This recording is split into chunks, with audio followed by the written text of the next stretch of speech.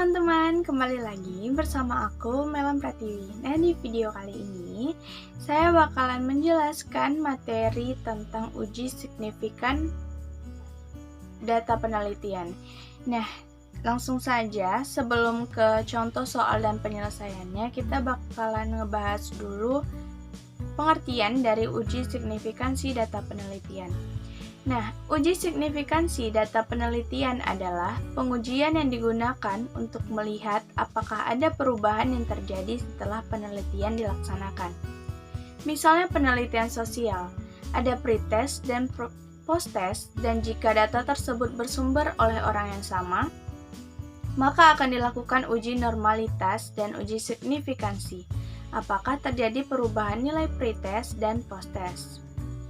Data berbeda, misalnya jenis kelamin perempuan dan laki-laki, maka dilakukan penelitian satu terhadap laki-laki dan satu terhadap perempuan, maka datanya akan berbeda. Lalu ada uji pair sample t-test. Pair sample t-test digunakan untuk mengetahui apakah terdapat perbedaan rata-rata dua sampel berpasangan. Dua sampel yang dimaksud adalah sampel yang sama, namun memiliki dua data. Nah, uji pair sample t-test ini merupakan bagian dari statistik parametrik. Karena itu harus berdistribusi normal. Parametrik dan non-parametrik. Nah, dari jenis datanya, pada parametrik itu data pengukurannya seperti mean, median, dan lain-lain. Memiliki data pengukuran. Lalu memiliki data kuantitatif dan data rasio. Nah, untuk di non-parametrik itu memiliki ranking atau rank, ada data normal, ordinal, dan data kualitatif. Berdasarkan distribusi datanya, pada parametrik itu berdistribusi normal, dan non-parametrik itu tidak berdistribusi normal. Menurut metode analisis dan perbandingan, parametrik memiliki uji korelasi, uji regresi linier, uji T, dan uji ANOVA, sementara non-parametrik itu memiliki uji korelasi rank, uji Spearman, dan uji Kendall-Taub. Nah, ada perbedaan antara uji Lilliefors dan Kolmogorov-Smirnov. Berdasarkan kriteria persamaannya, Lilliefors dan Kolmogorov-Smirnov ini memiliki persamaan, yaitu sama-sama memiliki data kuantitatif, data tunggal atau belum dikelompokkan pada tabel distribusi frekuensi, dan memiliki data yang dapat untuk N besar maupun kecil. Lalu berdasarkan perbedaannya, Lilliefors ini tidak memerlukan derajat kebebasan, dan tabel pembandingan ini disebut menggunakan Lilliefors. Sementara KS atau Kolmogorov-Smirnov ini memerlukan derajat kebebasan, dan tabel pembandingnya itu adalah Kolmogorov-Smirnov. Nah, berdasarkan tabel kebenaran, tabel derajat kebebasan pada yang kita bahas sebelumnya. Nah, di sini ada data kritis, yang mana data kritis ini apabila data pertama, data awal, dan data akhir itu kecil atau berada di bawah 0,05. Nah, ini adalah data normal atau netral. Nah, yang di sini adalah data yang harus kita buang. Data yang kecil dari 0,05 itu adalah data signifikan. Maka kita akan membuangnya secara random. Nah, data yang akan dibuang atau data yang kecil, data kritis, ini bisa berada pada salah satu yang disebut dengan one-tailed t-test atau berada pada dua-duanya, yaitu pada awal dan akhir, atau kiri dan kanan, yaitu two-tailed tithes. Nah, langsung saja kita ke contoh soalnya. Ujilah data pretest dan posttest berikut ini. Apakah terdapat peningkatan yang signifikan setelah diterapkan metode pembelajaran X, Y, Z? Yang mana di sini sudah ada datanya, yaitu pretest X dan posttest Y, yang mana ini ada data-data angkanya. Caranya, langkah-langkah pengujiannya yaitu yang pertama, uji distribusi data X dan Y dengan KS test, yang mana H0-nya itu harus data berdistribusi normal dan H1-nya itu harus data tidak berdistribusi normal. Ini akan dilakukan pengujian menggunakan Microsoft Excel dan SPSS. Yang kedua, cara menguji signifikan data pada level 0,05, yang mana ketentuannya H0 itu tidak ada perbedaan rata-rata skor sebelum dan sesudah. Sementara H1 itu terdapat perbedaan rata-rata skor pada sebelum dan sesudah. Ini juga akan diuji pada Microsoft Excel dan SPSS. Nah, kita sudah masuk kepada Microsoft Excel. Nah, ini adalah tampilan Microsoft Excel untuk kita menguji data dengan uji Kolmogorov-Smirnov test atau KS test. Nah, di sini ada data pretest yang mana datanya itu sesuai dengan soal tadi. Lalu ada F kumulatif, ini adalah 1, 2, 3, 4, sampai seterusnya. Lalu kita akan mencari Fs yang mana S ini adalah peluang munculnya data pertama terhadap data yang terakhir. Nah, lalu ada ZI, ada FT, ZI, dan ini adalah selisih antara Fs dengan Ft. Lalu ada rata-rata, ada standar divisiasi, dan ada dehitung dan K-tabel. Nah, di sini akan kita cari. Yang pertama itu kita lakukan dulu pengujian ini, kita urutkan dulu data pretestnya dengan cara kita blok nilai pretest. Lalu kita pilih menu data, dan pilih yang A to Z biar dia berurutan. Lalu kita pilih continue with the current selection, kita sort. Nah, kebetulan data saya ini sudah diurutkan dari yang terkecil ke yang besar. Nah, kalau data teman-teman itu masih berantakan, bisa menggunakan cara yang tadi untuk mengurutkannya dari yang terkecil ke yang terbesar. Nah, lalu kita akan mencari rata-rata dari pretest ini dengan menggunakan rumus average tab, lalu kita sorot,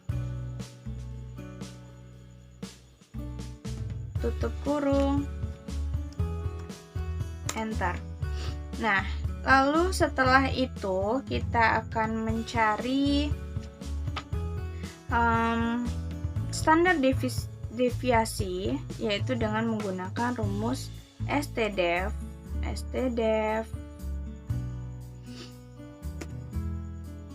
lalu kita sorot data, enter. Nah, setelah itu F kumulatif ini bisa teman-teman buat secara manual 1, 2, lalu nanti teman-teman bisa blok dan teman-teman sorotkan ke bawah, maka akan berurutan dari 1 sampai 14. Nah, lalu untuk mencari Fs selanjutnya, S ini tadi saya katakan S adalah peluang munculnya data pertama terhadap data yang terakhir. Nah, di sini kita menggunakan rumus sama dengan Fkum pada data yang pertama ini dibagi dengan Fkum pada data yang ke-14. Nah, karena di sini berada pada sel yang sama di sini, berarti kita harus mengikatnya dengan dolar, yaitu dengan klik F4. lalu enter. Nah, ini bisa teman-teman sorot langsung. Oke. Lalu kita mencari nilai ZI. Nah, mencari ZI ini rumusnya adalah sama dengan pretest pertama dikurang rata-rata. Nah, ini karena berada pada sel yang sama, jadi kita ikat dengan dolar, yaitu F4. Lalu kita bagi, ini jangan lupa tanda kurung ya, ini pretest yang pertama dibagi dengan rata-rata, lalu kita dolar, tutup kurung, kita bagi dengan standar deviasi. Nah, standar deviasi ini juga berada pada sel yang sama, berarti kita juga harus mengikatnya dengan dolar. F4, lalu enter. Nah, ini langsung saja kita tarik, sorot ke bawah. Nah, selanjutnya untuk FTZI, ini rumusnya adalah sama dengan norms this. Kita klik yang Z, tutup kurung, enter. Nah, ini kita sorot.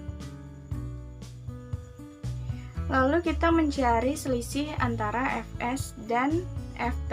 Nah, selisih Fs dan Ft ini karena merupakan nilai mutlak, jadi kita menggunakan rumus ABS tab, baru nilai yang Fs dikurang dengan nilai Ft. Nah, Ft ini.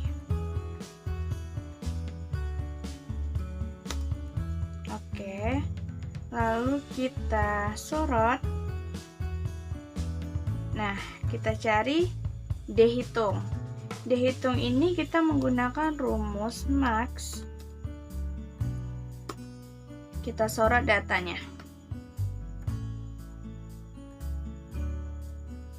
Tutup kurung. Nah, lalu untuk K-tabel ini kita buat berdasarkan tabel data krisis pada uji Kolmogorov. Nah, karena datanya di sini ada 14, maka akan kita eliminasi satu angka. Jadi kita lihat pada tabel data krisis, tabel data krisis yaitu pada ke-13. Nah, ini kita lihat yang pada 0,05 ini ya. Untuk yang ke-13 itu adalah 0,361. Jadi langsung saja kita buat di sini 0,361. Nah, lalu untuk formalitas saja kita tuliskan pada kesimpulannya di sini bahwa hasil sama dengan nilai D. Kita ketik nilainya 124911931. Ini kecil dari nilai K. Nah, K-nya di sini adalah 0,361. Nah, ini. Berdasarkan kesimpulan, kita dapat melihat bahwa nilai D ini jauh lebih kecil dibandingkan nilai K, sesuai dengan data keputusan kita, yaitu data berdistribusi normal jika D-nya itu kecil dari K-tabel. Nah, ini berarti kita buat daerah keputusannya, kita buat daerah keputusan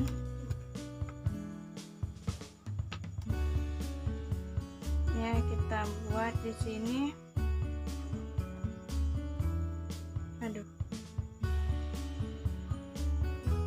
Daerah keputusan Nah, daerah keputusannya itu dapat kita buat di sini data berdistribusi normal. Data berdistribusi normal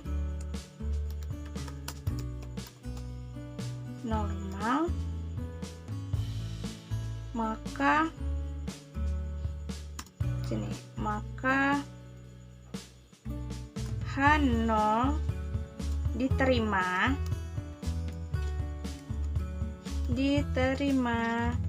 dan H1 ditolak. Nah, ini kesimpulannya.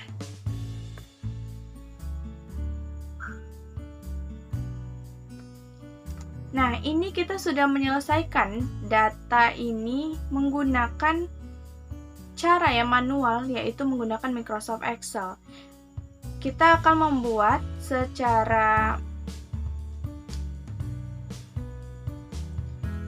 kita akan membuat dan mengerjakan data ini secara otomatis, yaitu menggunakan SPSS. Nah, ini adalah tampilan awal dari SPSS. Teman-teman bisa download SPSS ini, klik saja di Chrome, cari SPSS download, atau nanti linknya bisa saya tampilkan di description box. Nah, di sini kita klik yang variable view. Di sini ada name, type, with decimal label, values, missing columns, align, measure, dan roll. Nah, di sini kita isi namanya itu sesuai dengan data kita tadi, karena data kita pretest dan posttest, jadi kita isi itu. Lalu type-nya di sini kita pilih numerik. Nah, klik titik 3, kita ganti width-nya menjadi 2 karena nilainya itu memiliki 2 angka dan decimal place-nya itu 0. Nah, klik OK. Lalu untuk labelnya ini kita samakan dengan nama, yaitu pretest. Lalu values dan missing-nya itu none. Kolomnya kita buat 8. Align-nya ini tetap right, dan measure ini kita klik scale. Nah, ini baru untuk pretest. Kita buat yang kedua di bawahnya, yaitu posttest. Posttest ini sama, numerik kita ganti, width-nya itu 2, lalu decimal place-nya adalah 0. Lalu labelnya ini tetap posttest. Values missing itu none, kolom 8 align right, dan measure-nya ini scale. Nah, setelah itu kita klik di sini, kita pilih data view.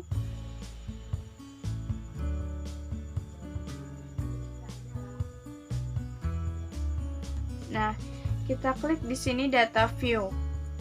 Nah, untuk data view di sini sudah ada 2 kolom, yaitu ada kolom pretest dan kolom posttest. Nah, di sini kita kopikan dulu datanya. Kopikan data yang mana nilai pretestnya adalah ini.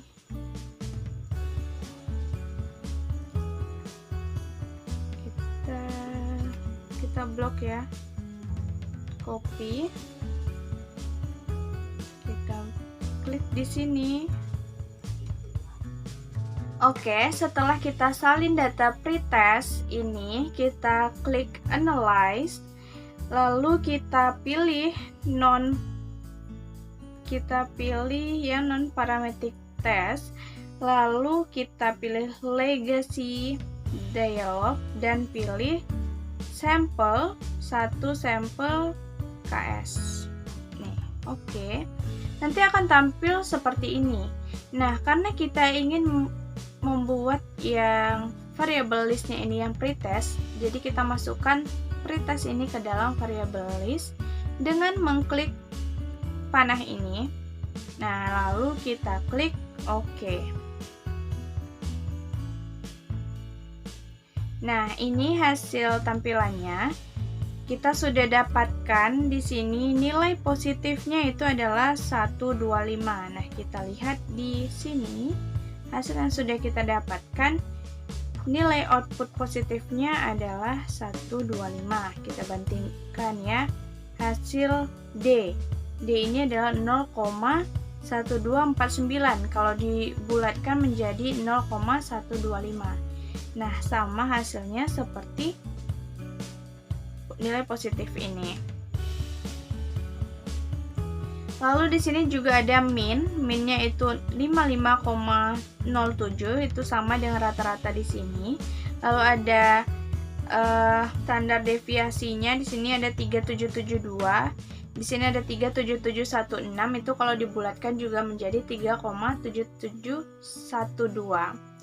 Nah, setelah itu, di sini ada nilai negatif 174. Nilai negatif ini maksudnya adalah distribusi paling maksimalnya. Nah, distribusi paling maksimalnya itu min 0,174. Lalu di sini juga dikatakan, Lilly force significance correction. Nah, di sini kita sudah melakukan uji KS data X. Selanjutnya kita akan melakukan untuk data Y-nya. Nah, selanjutnya untuk nilai post test ini juga sama caranya. Kita kopikan nilai dari post test. Lalu kita copy ke sini. Sama, kita klik analyze, kita pilih non parametric test, lalu kita pilih legacy dialogs, dan kita pilih satu sampel KS. Maka tampilannya akan seperti ini. Ini kita balikkan dulu, karena tadi kan kita mencari pretest, jadi pretestnya kita keluarkan, kita akan membuat yang post test. Maka kita masukkan dengan klik panah ini, lalu kita klik OK. Nah, inilah hasilnya untuk nilai yang Y. Oke, tadi kita sudah melakukan uji KS data X dan Y itu menggunakan Microsoft Excel maupun SPSS. Nah, selanjutnya kita masuk pada uji signifikansi data penelitian. Nah, di sini sudah berada pada Microsoft Excel-nya. Yang pertama di sini kita sudah ada data pretest dan post-testnya dari soal sebelumnya. Lalu kita lanjutkan dengan mencari nilai data, nilai yang D, yaitu D ini adalah Y dikurang dengan X. Nah, ini kita enter, lalu kita sorot. Nah, setelah itu kita cari rata-ratanya atau MD. Nah, rata-rata ini rumusnya adalah average. Kita sorot datanya.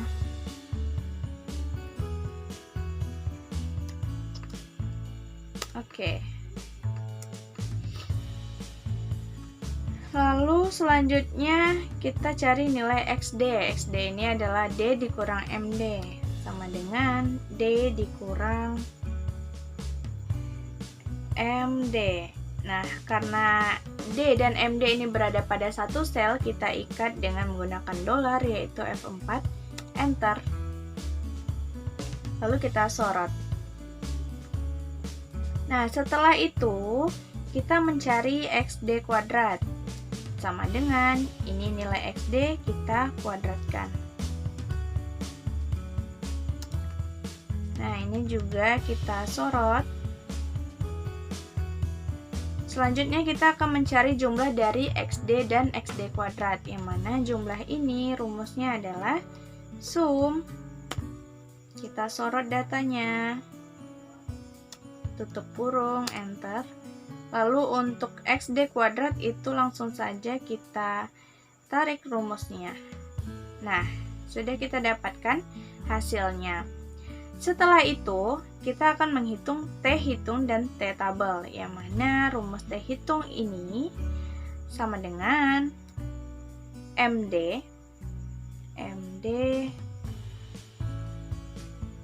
dibagi akar. Akar pada Microsoft Excel itu adalah SQRT. Nah, lalu kita buat jumlah XD kuadrat dibagi buka kurung N. N ini adalah jumlah. Nah, ini N-nya 14, ya berarti kita buat 14, lalu dikali dengan N kurang 1. Buka kurung, N-nya itu 14 dikurang 1. Tutup kurung, 2, 1, 2, 3. Kita tutup 3. Enter. Nah, untuk T-table itu dibuat berdasarkan uji T.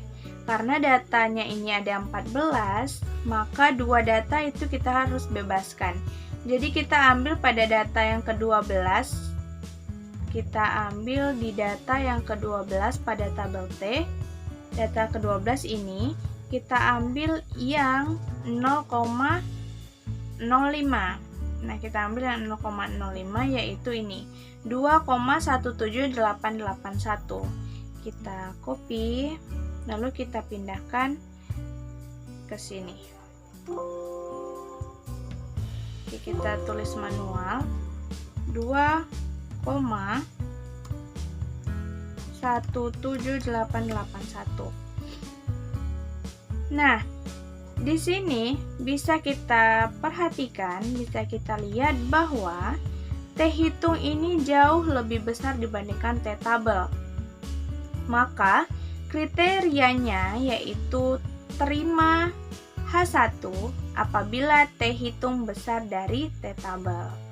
Nah, maka kesimpulannya itu dapat kita buat yaitu tolak H0 terima dan terima H1. Kenapa menolak H0 dan terima H1? Karena H0 itu karena dia tidak ada perbedaan rata-rata skor sebelum dan sesudahnya. Lalu kita terima H1 karena H1 itu apabila T hitungnya lebih besar dibandingkan T tabel. Nah, kita sudah mendapatkan data dan hasilnya ini secara manual. Selanjutnya, kita akan mencari datanya ini secara otomatis, tetapi tetap menggunakan Microsoft Excel. Caranya yaitu kita klik menu data, lalu kita pilih data analisis, kemudian pilih yang t-test pair to sample for means. Nah, kita klik OK. Di sini akan tampil variabel 1 rank dan variabel 2 rank. Nah, variabel 1 itu kita isi dengan pretest. Ini kita sorot datanya. Lalu untuk variabel 2 itu kita sorot data post-test. Nah, setelah itu kita pilih yang new worksheet fly. Nah, ini nanti datanya akan tampil pada sheet yang baru. Kita buat nama sheetnya yaitu signifikansi. Lalu kita klik OK. Nah, ini akan tampil seperti ini pada sheet yang baru yaitu namanya signifikansi. Nah, di sini kita copy, saya copy dan saya gandengkan dengan data yang sudah kita dapatkan. Oke. Di sini kita perbesar saja.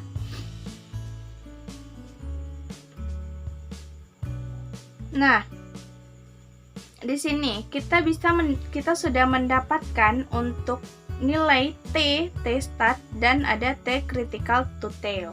Nah, untuk T stat ini adalah merupakan T hitung yang mana hasil yang kita dapatkan secara manual itu adalah 10,12265 Nah, T start di sini sama 10,122 hanya saja pada secara otomatis di sini hasilnya adalah negatif. Nah, untuk T critical to tail ini hasilnya kita cari secara manual adalah 2,17881. Nah, di sini adalah 2,160368656. Jika dibulatkan akan menjadi 2,17881. Nah, selanjutnya kita buktikan dan kita uji lagi menggunakan SPSS. Nah, pada SPSS ini sudah ada data yang tadi kita masukkan, lalu kita langsung klik Analyze, lalu kita pilih Compare Means, dan kita pilih yang Per Sample T-Test. Nah, kita klik, akan tampil tampilan seperti ini. Nah, di sini ada variabel 1 dan variabel 2. Kita isi yang variabel 1 ini dengan pretest,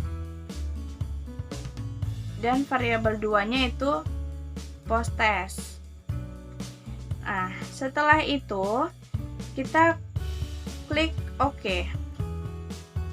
Nah, di sini sudah tampil hasilnya, yang mana ini ada nilai pretest dan post-testnya.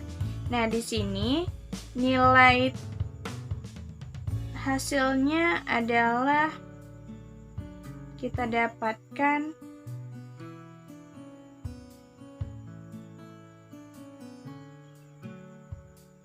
nilai T-nya itu adalah min 10,123.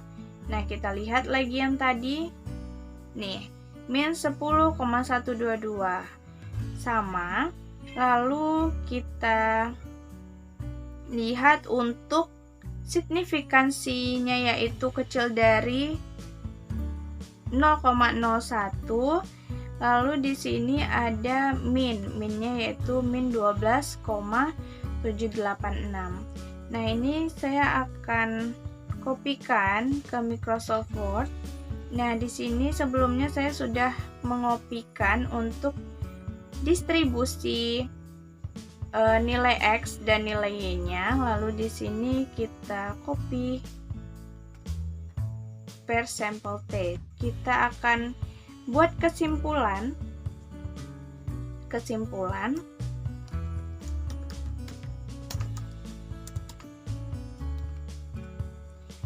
yang mana kesimpulannya ini adalah hasil pembanding pasangan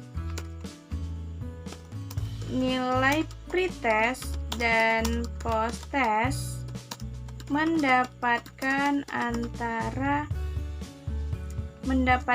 nilai signifikansi yang kecil dari 0,05. Maka diberikan kesimpulan bahwa terdapat perbedaan antara data pretest dan post-test sehingga pada Microsoft Excel bahasanya yaitu tolak H0 dan terima H1.